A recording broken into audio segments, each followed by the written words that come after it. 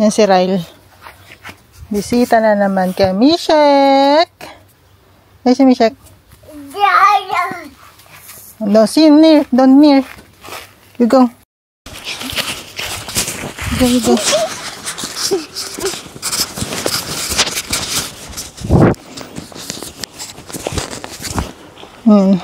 Tapos lang kumain ni Ryle. Maaga rin ako gumising kanina. Nasa 5 o'clock yata. Nagluto akong pagkain niya. Oh, brum-brum mo na. Ganon. Look. Oh, dito. Oh, you need to learn. Yan na.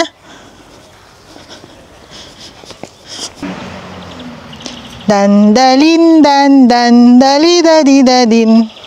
Right.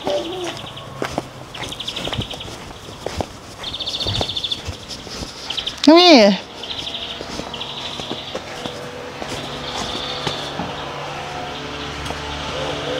Nagtatakbuhan ako, tinatakbuhan ako ng bata.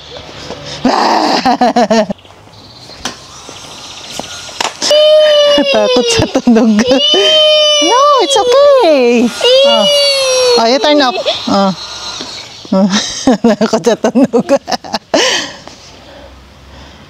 Okay, Ami. Halika rito. Come here. Come here. I teach you how to use the scooter. Mami teach you how. Wala ka pang hindi ka pa nabibili ng helmet. Dito ka, Mami. I teach you how. I teach you. Up. Up.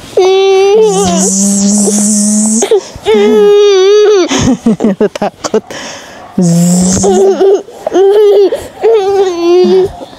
Ito na lang. Ayos na lang ni Mami. Like this. Ryle. Hoop. Ito ka na lang muna. Ayaw mo pa nakatayo.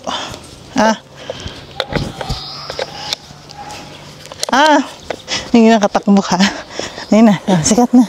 Dali na. Tapos dito. Here. Then other one here. Okay, Mami. Bzzz. Titit.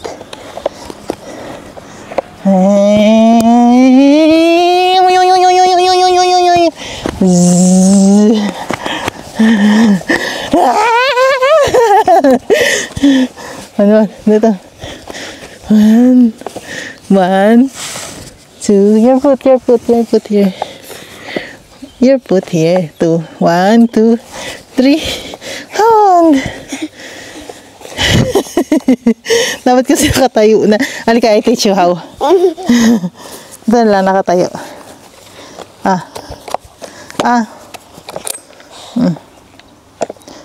Sige, Mami. Ito. Ryle! Ball. Gano'n na naman niya yung bubbles.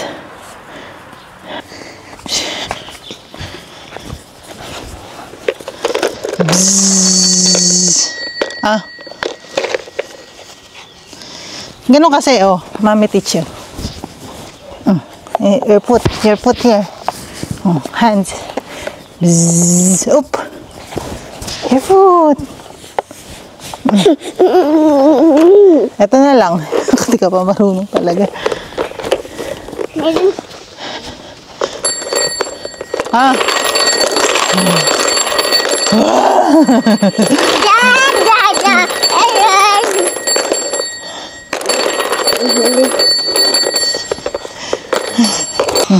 Go.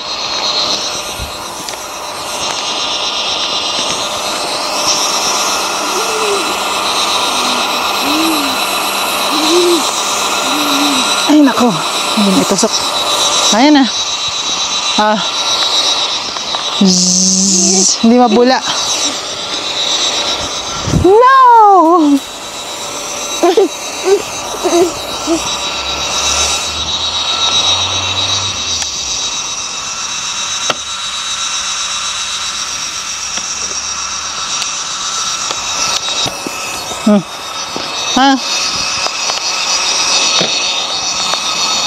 Ayan, ayun ang bumula.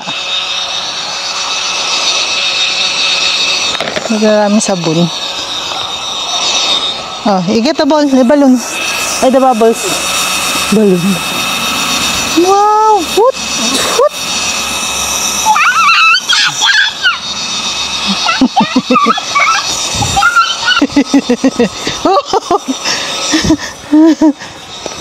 Tama na. It's too much bubbles na. You can play the ball. Play the ball na lang. Oh, here. Oh, kick. Ah, Ryle. You kick the ball. Burrito niya talaga yung bubbles.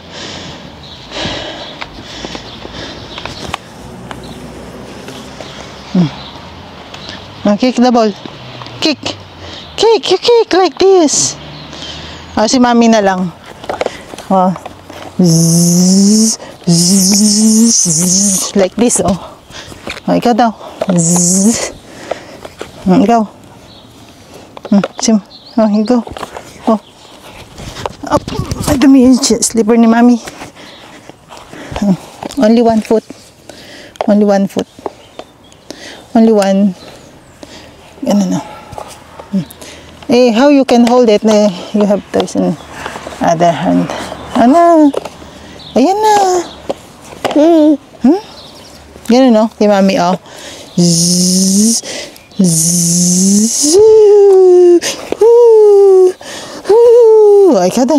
Come here. You do it.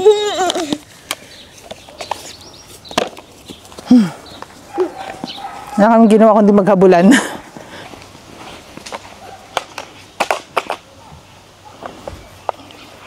Baligtad, ganon.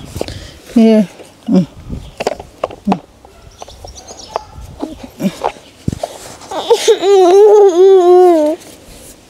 Up. Hands. Bzzz. Ikaw. You do it, ganon. Yan ka, mami, oh. Ryle. Ryle. Ryle, oh. Ikaw. Yeah, you do it. Matututo siguro ito pagdating ng daddy niya. Tumunog na naman. Natatakot siya sa tunog na to. Tsaka yung sa vacuum. Lagi siyang naiyak. Lalo kapag mag-isa lang siya. Pero kapag katabi ko naman, hindi naman siya masyadong naiyak. Minsan-minsan lang. Kapag walang kasama. Oh, you go to sleep na?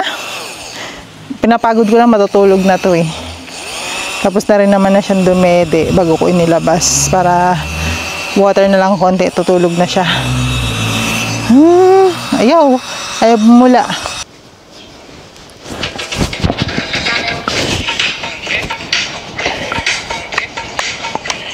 Maalog yun ka mo. Dami milk.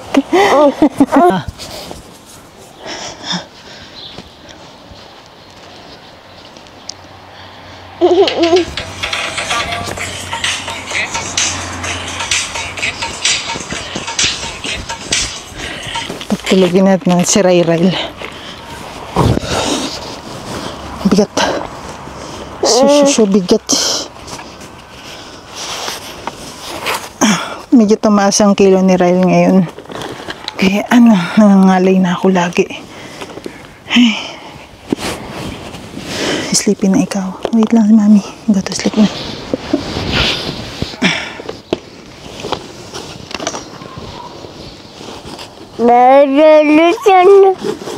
Nadalal ka na. Tingnan natin. Wait, baka may insect. Nagaya din ako pagpag. Si Ryle, alam niyo ba guys, hindi yan nakakalabas ng wala tong kumot.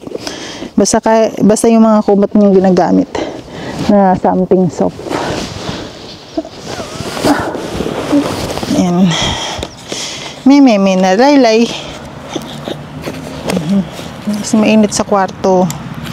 So, dito ko siya patutulugin. Okay naman matulog dito, binabantayan ko naman, hindi ko inaalisan. Kung aalis man ako, as in, one quick lang, yung talagang nawiwiwi lang ako. Minsan, pag si mamo nandito sa labas, sinuabantayan ko. Pero pag ako lang, hanggat kaya kong tiisin minsan yung wiwi, tinitiis ko. Pero kapag hindi na, tumatakbo na talaga ako. Teka lang, Ray. Tapos pag ano, nakakalimutan kong magdala ng tubig ko. Nadadala ko lahat ng kay Ryrel yung tubig ko, nakakalimutan ko.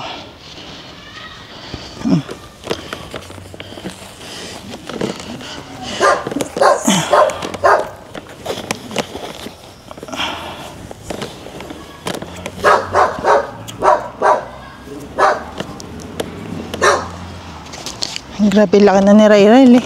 Lampas na yung paa niya dito eh. Yung mga batang mag-i-scooter.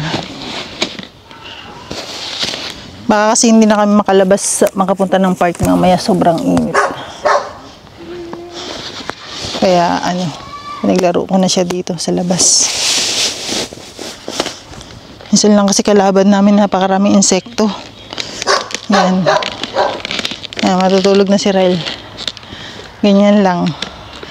Minsan nilalakad-lakad ko siya. Ito yung pinakaduyan niya, guys.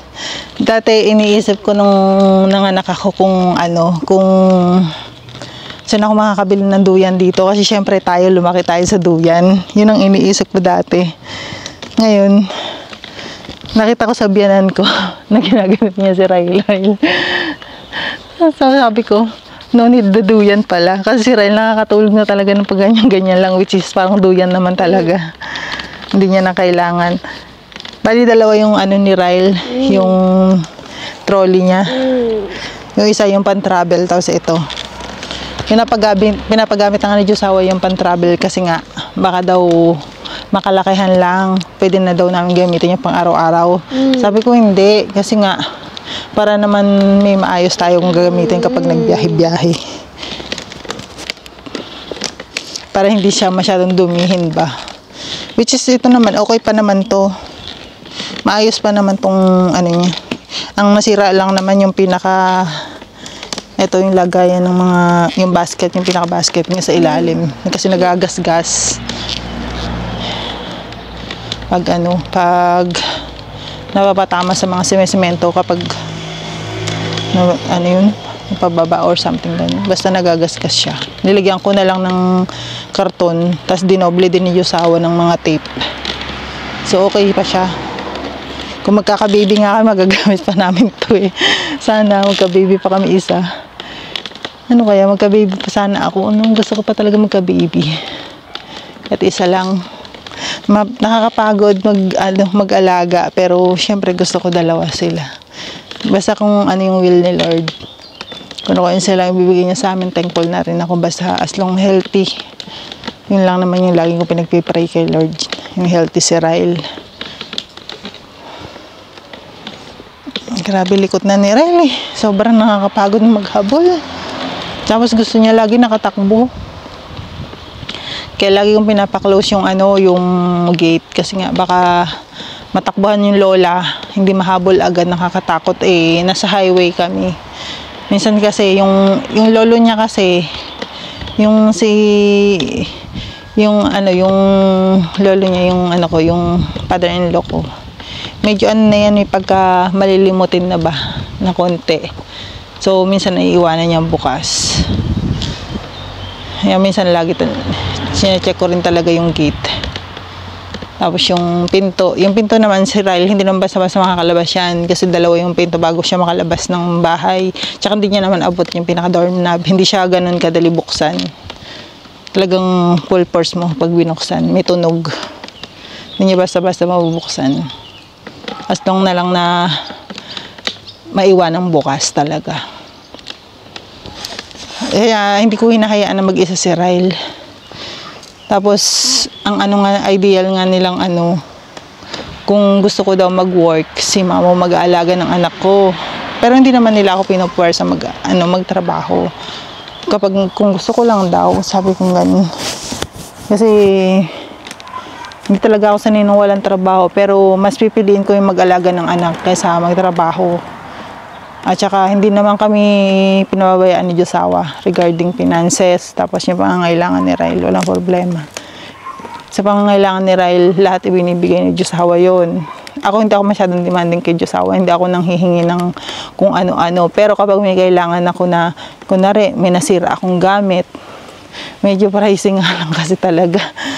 Ano lang naman, hindi ko naman sinasabi sa kanya na siya bibili. Kasi may pera man ako. Kumbaga, meron siyang allowance na binibigay sa akin. Ngayon, ang sabi ko sa kanya, syempre, may insekto. Nagpapaalam ako sa kanya na bibili ako ng ganito kasi nga, kailangan ko. Ganon. Pero ang ginagawa niya, guys, every time na may bibili ako na kasama siya, hindi ko nagagamit yung pambayad ko kasi nga, siya na mismo yung nagbabayad. Ganun ang ginagawa niya. Pero sinasabi ko naman sa kanya, kahit hindi niya na ako bigyan ng allowance, wala namang problema yun sa akin. Kasi nga, syempre, minsan, pricey. Yung gadget, yan yung camera ko sa pagbablog. Tapos yung may isa pang latest ngayon. Yun, i-unbox natin yun. Sunod na vlog. Binayaran niya rin yun. Tapos, yung pag may gusto naman ako mga damit, yung sa sahod ko naman sa Facebook, yung pinambabayad ko through PayPal. Tapos, yung sa YouTube ko, ibinibigay ko yan sa nanay ko. Pang grocery niya kasi hindi pa naman ganun kalakihan. Binibigay ko sa kanya. Since wala naman akong trabaho, yun na lang binibigay ko sa kanya. Para naman may grocery siya every month.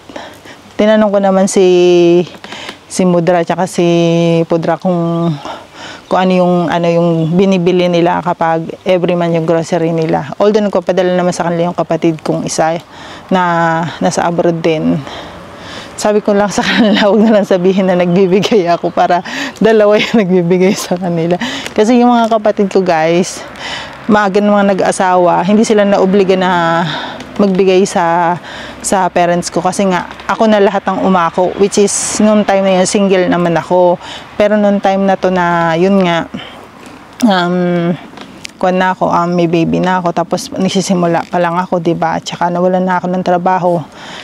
Nilaylo ko muna yung gano'ng luho-luho. Nilaylo ko muna yung pagbibigay sa kanila, which is ina-spoil ko kasi yan mga yan kapag birthdays, basta may mga occasion na ina-spoil ko sila. Kasi syempre, doon lang ako bumabawi sa kanila. So, ayun, sabi ko naman sa kanila na alam naman nila, tsaka lagi naman kami magkausap ng parents ko. Alam din nila yung sitwasyon ko dito.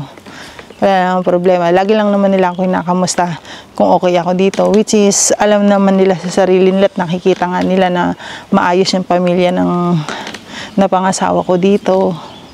Na okay kami ng anak ko, walang problema. Binibigay lahat ng pangangailangan namin. Tapos may nag-message sa akin kung mababait daw ba yung in-laws ko. So actually guys, may vlog na tayo dyan. I-upload ko na lang, kaya panoorin nyo na lang kung okay nga ba yung pakikisama nila sa akin, yung buong pamilya ni Josawa. So ayan guys, thank you for watching. Yan, patulungin ko na lang sila after nito. Siguro mag-snack ako, medyo nagugutom ako. Bye!